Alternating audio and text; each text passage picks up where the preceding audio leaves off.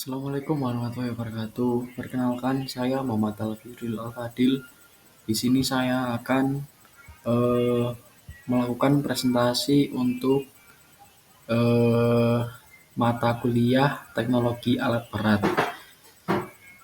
Di sini judul yang saya pakai yaitu Diagnosa dan Pemecahan Masalah pada Eskavator yang Tidak Menyala.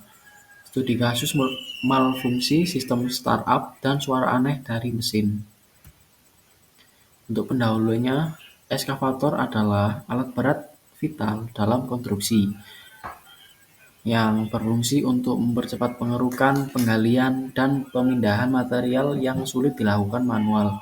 Kinerja optimal ekskavator penting untuk efisiensi proyek. Namun, kompleksitas sistem mekanik, hidrolik, dan elektronik pada alat berat menyebabkan potensi kerusakan tinggi. Gangguan seperti mesin tidak menyala atau suara abnormal dapat menyebabkan downtime signifikan. Yang selanjutnya, tinjauan pustaka. Alat berat, khususnya ekskavator, terdiri dari berbagai sistem utama, seperti sistem mesin pembakaran internal atau internal combustion engine, kemudian sistem hidrolik, sistem kelistrikan, sistem transmisi, serta sistem kontrol elektronik. Kinerja optimal dari alat berat sangat bergantung pada sinergi dan keandalan kerja dari masing-masing sistem tersebut. Sistem hidrolik misalnya berperan penting dalam menggerakkan lengan eskavator dengan presisi dan tenaga besar. Sementara sistem kelistrikan dan kontrol elektronik mengatur fungsi startup, sensor, dan aktuator secara otomatis. Yang selanjutnya, metodologi. Untuk pemeriksaan fisik awal, jadi pemeriksaan ini itu mencakup pengecekan visual terhadap komponen-komponen utama seperti kabel, konektor, selang hidrolik, dan terminal aki, serta mendengarkan suara abnormal saat kunci kontak diputar. Yang kedua, pemeriksaan sistem bahan bakar, yaitu mendiagnosa yang mencakup pengecekan tekanan bahan bakar, kondisi filter solar, dan jalur suplai ke injektor. Yang selanjutnya, pengujian sistem starter dan aktuator.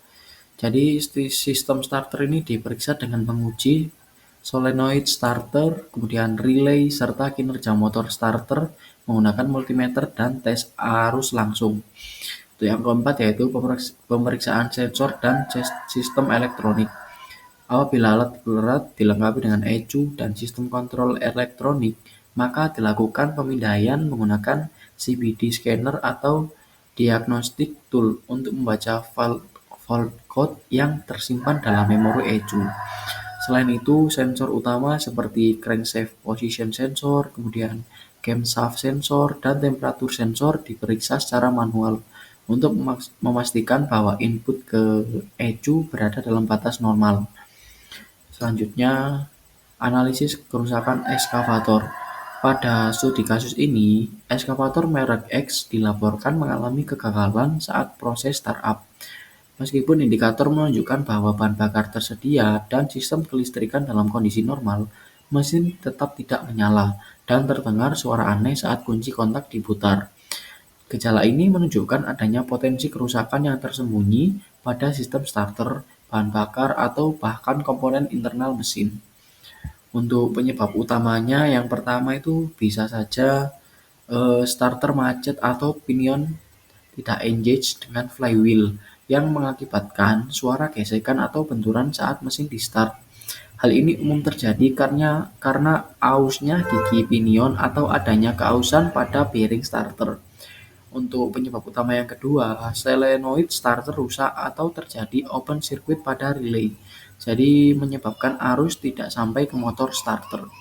Kemudian yang selanjutnya, injeksi bahan bakar yang tidak atau yang gagal bekerja dengan ECU. Jadi ECU ini sulit mendeteksi fault code seperti sensor posisi crankshaft, kemudian sensor suhu ECT, sehingga sistem pengapian dan penyemprotan bahan bakar dinonaktifkan secara otomatis.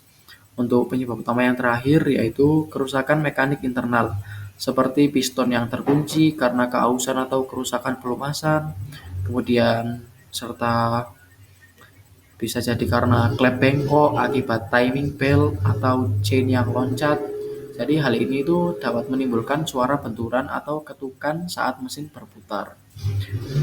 Untuk langkah perbaikannya sendiri, eh, yang pertama bisa pemeriksaan starter secara langsung di luar mesin dengan menghubungkannya sumber listrik eksternal untuk mengecek apakah motor berputar normal. Untuk yang kedua, pengujian solenoid dengan relay menggunakan multimeter untuk memastikan kontinuitas dan resistansi berada dalam batas standar. Biasanya standarnya 0,5 sampai 1,5 ohm. Kemudian selanjutnya pemindaian ECU dengan diagnostik scanner untuk mendeteksi fault code aktif dan history error, khususnya pada sensor-sensor yang vital. Untuk yang keempat, inspeksi manual ruang bakar. Jadi ini meliputi uji kompresi, pengecekan level dan kualitas oli mesin, serta sinkronisasi timing.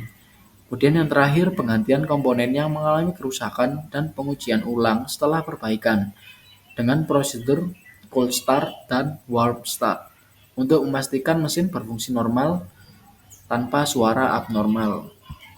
Mungkin cukup dari saya. Jika ada pertanyaan mohon dilayangkan di kolom komentar. Terima kasih.